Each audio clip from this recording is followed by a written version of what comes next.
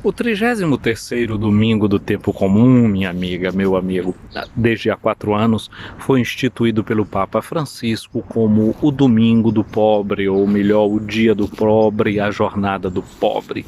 É um dia para pensar nesses irmãos e nessas irmãs que vivem na exclusão deste mundo. Mas interessante é que a palavra de Deus neste domingo, o que menos ela fala é de pobreza.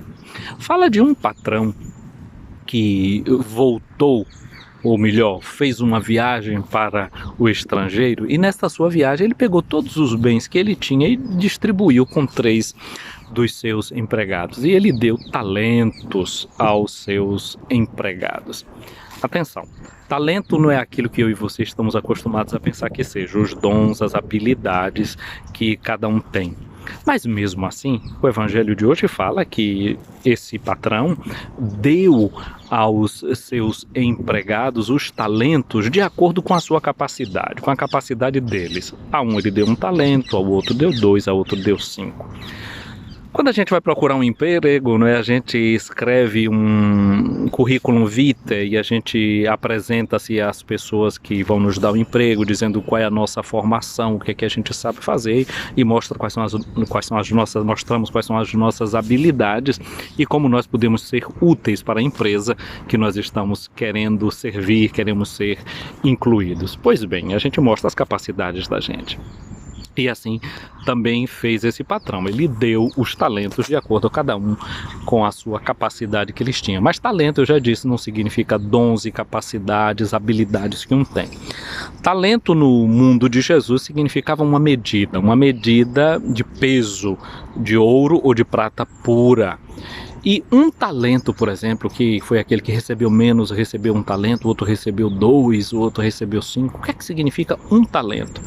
Significa uma medida de mais ou menos 40 quilos de ouro. Não deu pouco, não. O patrão até vai dizer que ele confiou pouco, mas foram 40 quilos de ouro. Isso significa, em moedas daquele tempo, 6.000 denários. Sabe o que é que isso significa? 20 anos de trabalho, salário de 20 anos. A cada ano, 12 salários, vezes 20. Deu uma boa fortuna para aquela pessoa. O que aconteceu é que quem recebeu 1 talento, ele, cheio de medo, cavou um buraco, guardou o talento que tinha. Quem recebeu 2, trabalhou, rendeu, fez 4. Quem recebeu 5, trabalhou mais ainda, fez 10. E aquele que recebeu 1, ficou com muito medo, cavou um buraco e guardou os talentos que ele tinha. Olha, o medo não ajuda a gente em nada. Esse homem, por causa do medo que tinha, do medo de perder o talento que o patrão tinha dado, por causa do que ele achava que o patrão era um patrão duro, etc., ele resolveu enterrar o talento. Essa jornada que é a jornada do pobre, a gente poderia até dizer assim, olha, tem muita pobreza por aí afora, porque tem gente que repegou a fortuna que tem, e em vez de fazer girar a roda da prosperidade, resolveu travá-la e conservar tudo para si mesmo e não colocar à disposição também dos outros aquilo que tinha. Foi o que aconteceu com esse homem. Por medo ele ficou ali parado, por medo ele não fez aquilo que ele deveria fazer. Quando o patrão voltou, o evangelho interessante que ele diz assim, né? Um homem pegou seus empregados e deu tudo que ele tinha. E quando ele volta, diz, quando o Senhor voltou. Nós estamos para concluir o ano litúrgico. Jesus, o homem Deus e verdadeiro homem, ele vai voltar como o Senhor e juiz da história, para pedir a prestação de contas. A quem fez o talento render, esse patrão diz assim, servo bom e fiel. Olha as 2 qualidades de quem recebeu esse talento, bondade e fé. Ora, São Tiago, na sua carta, ele diz assim, fé sem obras é morta. Ele é chamado de servo bom e fiel porque ele não é apenas porque ele é fidedigno, ele é digno de fé, mas porque ele teve fé dentro dele. Mas só que a fé deve partir para as ações, a fé deve se tornar concreta na nossa vida. Fé sem obras é morta.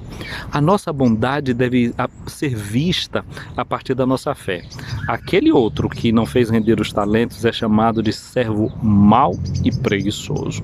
E no fim ele é jogado num lugar de trevas, e é chamado de servo inútil, esse servo inútil. Jesus até nos disse que nós, depois que fizermos tudo o que devemos ter feito, devemos dizer, somos servos inúteis, não ficar querendo louvores e aplausos. Mas nós não podemos querer ser inúteis no mundo, devemos agir. Quem se considera e se diz servo inútil é justamente aquele que se move, que faz muito para render para o bem de todos aquilo que recebeu da parte de Deus.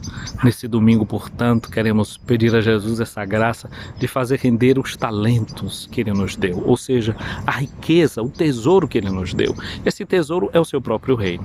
Interessante que esse verbo que é usado para dizer que o patrão deu essas riquezas, confiou essas riquezas, é o mesmo verbo que serve para dizer que Jesus entregou seu Espírito ao Pai e dizer que ele foi entregue nas mãos dos homens.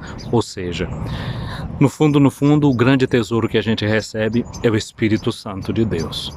O grande tesouro que a gente recebe é Jesus mesmo presente no meio de nós, a riqueza do seu Evangelho, a riqueza da sua confiança no Pai.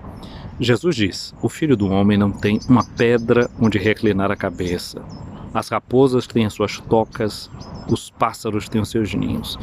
O Filho de Deus, diz-nos São Paulo na sua carta aos Coríntios, ele, de rico que era, se fez pobre para nos enriquecer com a sua pobreza. Hoje o que nós somos chamados é a considerar esse talento que é Jesus mesmo, por meio do seu Espírito, que é confiado a cada uma e a cada um de nós. E podemos pensar ainda numa outra coisa.